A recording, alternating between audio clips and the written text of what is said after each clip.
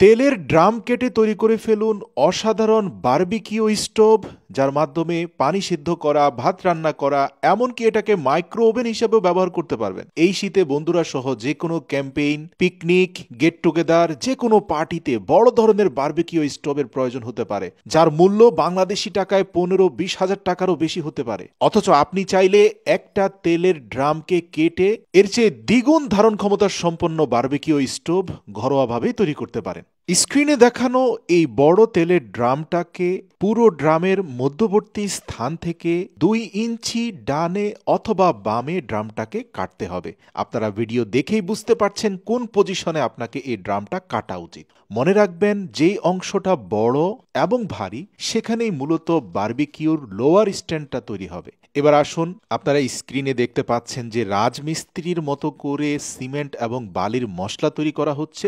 আপনি মূলত এই ড্রামটাকে নির্দিষ্ট পজিশনে বসানোর জন্য এভাবে আমাদের দেশীয় লাল ইট ব্যবহার করে এরকম মশলা দিয়ে বারবিকিউ ড্রাম বসানোর স্ট্যান্ডটা ম্যানুয়ালি তৈরি করে নিতে পারেন। অথবা আপনি চাইলে যে কোনো হার্ডওয়্যারের দোকান থেকে একটা স্ট্যান্ড নিজেই অর্ডার করে সেটা যে কোনো স্থানে ক্যারি করে নিয়ে যেতে পারেন। বারবিকিউ স্টোভের লোয়ার পার্ট বা বড় ড্রামের নিম্ন অংশটা আপনাকে ইট সিমেন্ট দিয়ে এক প্রকার প্লাস্টারিং করে ফেলতে হবে। পর্যাপ্ত পরিমাণে মশলা, যার উপরে ইটগুলোকে ঠিক ভিডিওতে দেখানো রাউন্ড সার্কেল প্রসেসে এভাবে একেবারে ইটের ঢালাই করে দেবেন। পুরো ঢালাই হয়ে গেলে মশলা দিয়ে ড্রামের ডানে এবং বামে 2টি ছিদ্র তৈরি করবেন, যার একটি হবে বৃহৎ আকারের, আরেকটি মাঝারি সাইজের। এবার আসুন, ড্রামের উপরের যে ঢাকনাটা সেটাকে 2 বা 3টি কবজার মাধ্যমে ড্রিল মেশিনের মাধ্যমে হোল করে লাগিয়ে দিন। এতে কি হবে, খুব সহজে এই বারবিকিউ স্টোভের উপরের পার্টটা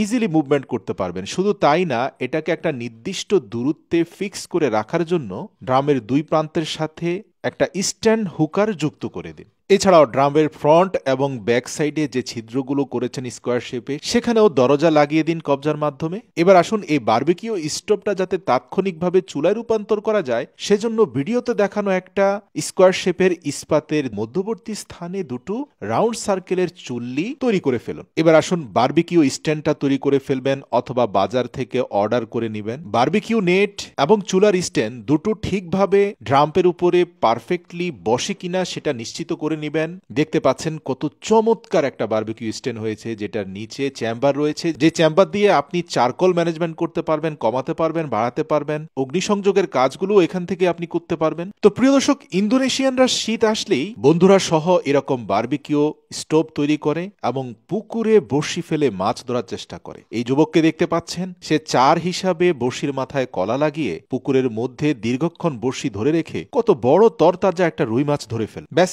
এবার পুরো রুই মাছটাকে ভালো করে পরিষ্কার পরিচ্ছন্ন করে কেটে এর ভেতরে মশলা, প্রয়োজনীয় শাক সবজি ঢুকিয়ে এটাকে ফয়েল পেপার দিয়ে মুড়িয়ে তার সেই নতুন তৈরি করা বারবিকিউ স্টোভের নিম্নাংশে অনেকগুলো শুকনো কাঠের মধ্যে আগুন ধরিয়ে দিয়ে পর্যাপ্ত উত্তপ্ত চারকোল রেখে তার উপরে স্ট্যান্ডের মধ্যে তার সেই বারবিকিউ ফিশ, কিছু পরিমাণে ভুট্টা, শাক সবজি, চিংড়ি মাছ, এমনকি আরো কিছু সি ফুড এবং সসেজ দিয়ে দিল। তো প্রিয় দর্শক, এখানে একটা পরামর্শ দিয়ে রাখি, যদি চারকোল চেম্বারটা অনেক নিচে হয়ে যায় তাহলে আপনি এখানে 2টো প্রসেস অবলম্বন করতে পারেন। নিম্নাংশ মাটি দিয়ে ভরাট করে স্ট্যান্ডের খুব কাছাকাছি চারকোলকে নিয়ে আসতে পারেন, অথবা নিম্নাংশ আরো বেশি পরিমাণে ইট দিয়েও ভরাট করতে পারেন। যেহেতু আমাদের দেশে সাধারণত চিকেন এবং বিফ বারবিকিউ করা হয়, তাই আপনি আপনার সুবিধা মতো এটাকে প্রসেস করে নেবেন। দেখতে পাচ্ছেন যে দীর্ঘ সময় চারকোলের আগুনে পুড়ে মাছটা ভেতরে কতটা সিদ্ধ হয়ে গেছে। এখন এই উত্তপ্ত কয়লাগুলো কিন্তু বিফলে যাবে না। এখানে আগুন ধরিয়ে দিয়ে উপরের স্ট্যান্ডটা পাল্টে ফেলে চুলার স্ট্যান্ডটা দিয়ে দেওয়া মাত্র সেখানে আপনি চাইলে ভাত রান্না করতে পারবেন, পানি সিদ্ধ করতে পারবেন, চা কফি বানাতে পারবেন।